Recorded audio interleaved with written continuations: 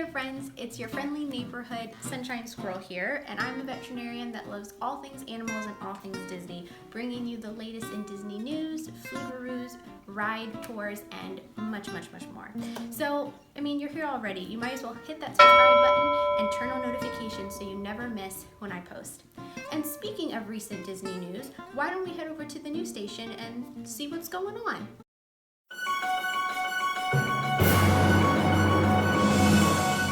And that is why you never put Twinkies on your pizza. In other news, Disney has decided to release its iconic churro recipe. Fans are losing it for this classic, running to their kitchens to make this recipe for themselves. Sunshine Squirrel, take us to your kitchen and show us what you've been up to. Wow, Disney has actually released its iconic churro recipe. I don't think any of us can think about a churro without thinking of Disney. It's more of a classic and a novelty that began in Disneyland, but we have seen the churro in various carts around Walt Disney World, and it certainly is a fan favorite. I don't know about you guys, but I'm feeling a little bit hungry, so let's head on to the kitchen and see how to make these. Come on, let's go. Great. So the first item you're gonna need is a half a cup of just granulated sugar, and you're gonna need 3/4 teaspoon of cinnamon, and you want to divide that up. So you want a half a teaspoon in one and a quarter of a teaspoon in another. You're also going to need eggs, or you can use egg beaters, egg substitute. And then you're also going to need 1 1/4 cup of flour. And you're also going to need some oil for frying. Feel free to use canola, vegetable oil, or whatever you may have on hand. And last but not least, you are going to need 1 stick or 8 tablespoons of butter. Alright, so now that we're in the kitchen, we're going to take a 1 1/4 inch saucepan, and we're going to put that on medium heat to begin with. We're going to take 1 stick of butter, and we're going to stick 1 stick of butter in this pan and just get it melting. So now that our butter is all melted, we're going to add in 1 cup of water and 1/4 teaspoon of cinnamon.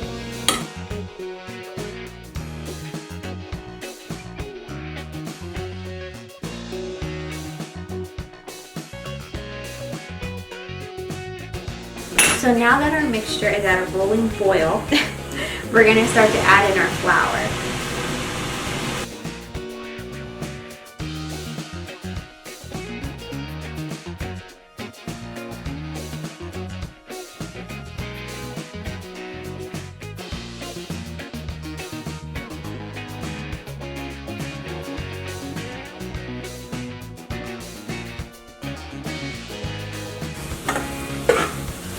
So now I'm just going to work my dough, and I'm going to put it on low heat, and I want to form my dough into a ball.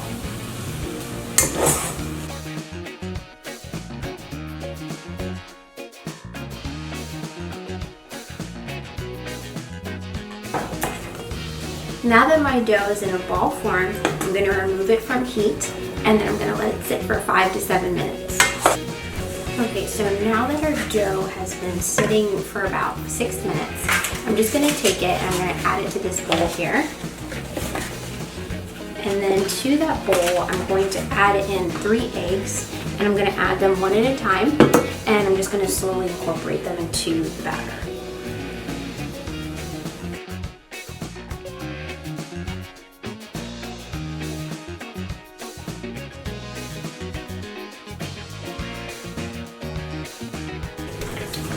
So now that we've incorporated our eggs into our churro batter, we're going to actually start to form the churros.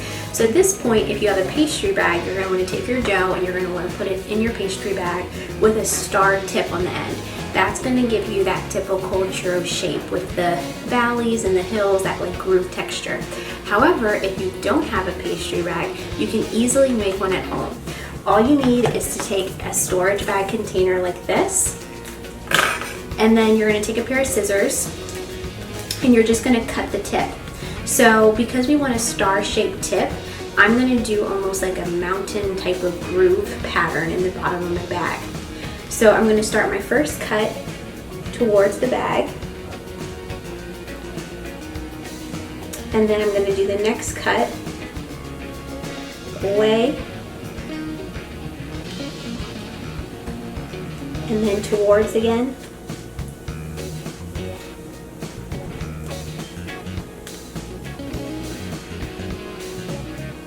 And then away.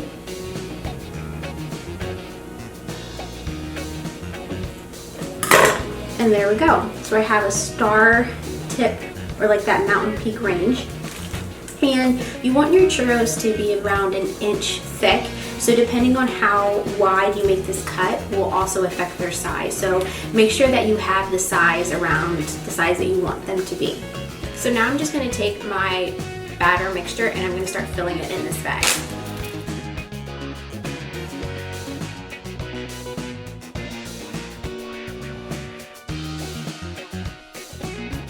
Alright, so I'm just going to smash the batter down a little bit and make sure that it's able to come out of the bottom of my tip. And success. Alright, so now that my batter is completely ready and set to go, I'm going to take another 1 1/4 inch pan, and I'm just going to put a little bit, about a cup to a cup and a quarter of canola oil or vegetable oil or whatever type of frying oil that you have at your house. And I'm going to put that on medium heat and get my oil going. If you have a thermometer, you want the oil to reach around 350 degrees. And if you don't have a thermometer, just be careful because the oil can get really hot before you realize. Alright, so now that our oil is nice and hot, we're going to start piping in our churro bites.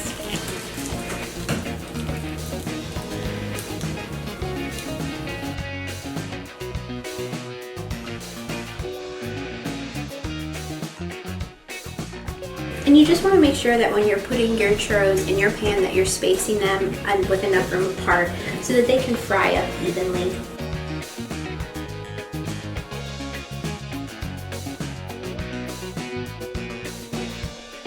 And you're just going to keep repeating this process of frying your churros until you've used up your batter.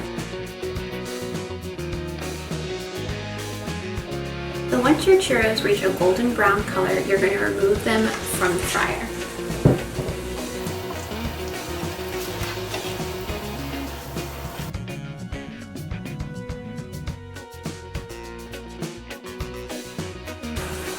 So while our first batch of churros is still relatively warm, you're going to want to take a half a cup of sugar,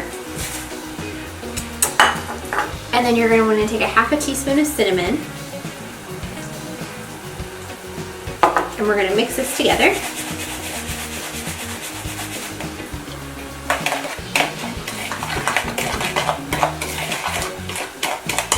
And then we're going to put our churros into this mixture.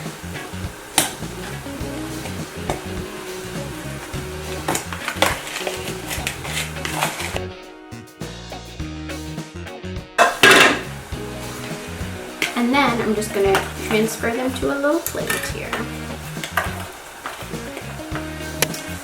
Now Disney calls this their churro bites recipe, but feel free to make your churros as long or as tiny as you want them to be. You could even make churro nuggets.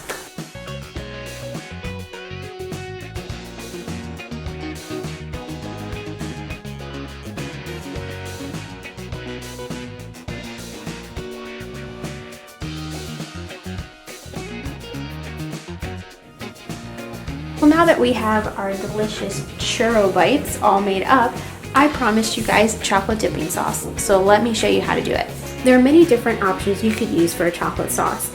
If you have your favorite hazelnut chocolate spread, feel free to use a dollop of that with your churros. Or if you have any pieces of chocolate lying around, any leftover pieces of chocolate from Easter or Christmas, you could feel free to melt these down in a bowl and then just dip your churros in that. Or if you want to take it to the next level, which is probably my favorite chocolate sauce, is you're going to take pieces of chocolate just like this, and then what I'm going to do is I'm going to add a little bit of, I'm going to burn my hand, I'm going to add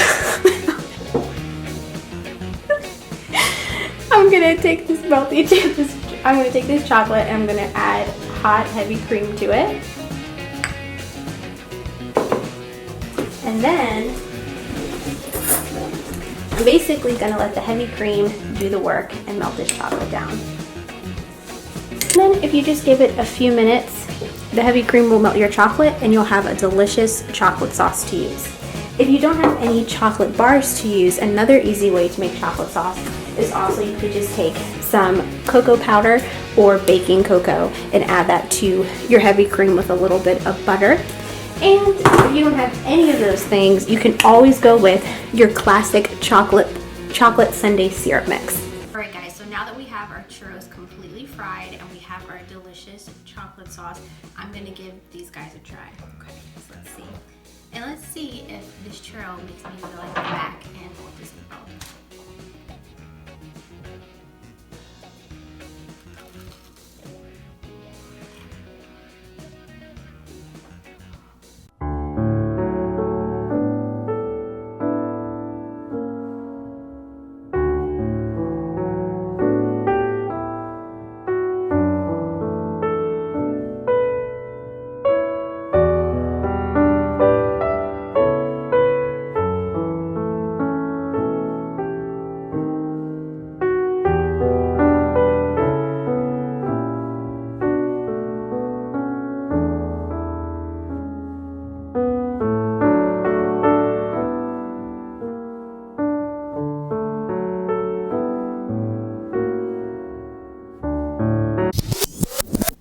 Thank you guys so much for joining me today. Make sure that you let me know in the comments below if you've tried this recipe and any additions or changes that you made. I love that this is just a basic churro recipe, so feel free to dress it up and add your own flavors to it. If you want a chocolate churro, maybe dust them in some Cocoa Puffs, or if you want a sweeter churro, maybe crush up some Fruity Pebbles and toss them in that. I would love to hear from you guys. Make sure to like, subscribe, and share, and I'll see you guys next time. Bye!